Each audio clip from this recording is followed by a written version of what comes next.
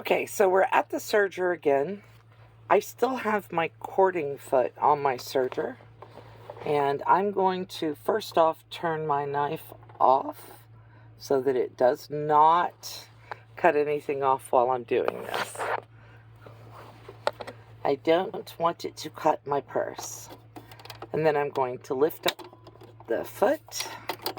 How about we lift it up at the back? And I'm going to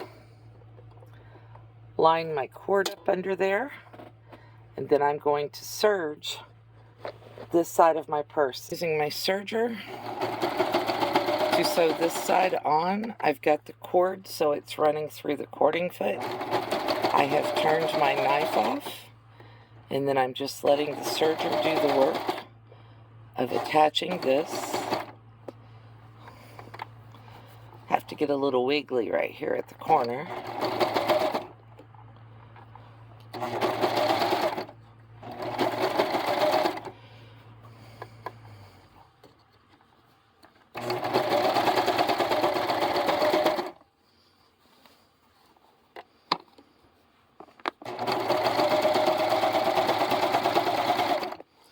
But I don't have it cutting anything.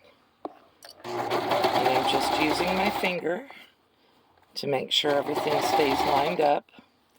And that cording foot is keeping the cord right underneath it, so everything else gets caught.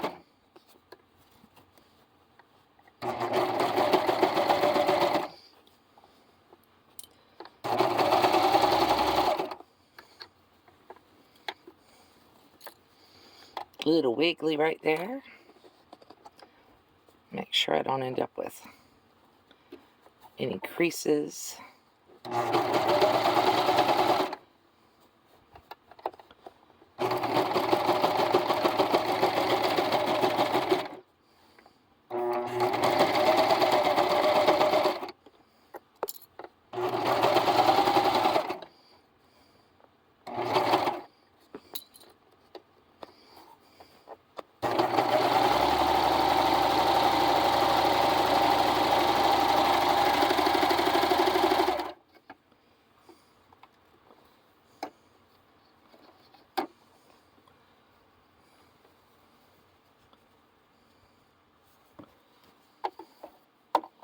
You can see that part right there didn't catch, so we're just gonna put it back up under there, get the cording foot on it. That's why I didn't use the knife, because I don't want it to cut any of my seam allowance out.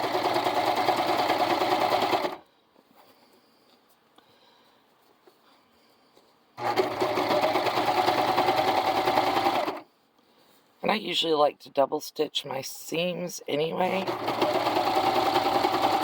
So I'm just going to go ahead and go all the way around here.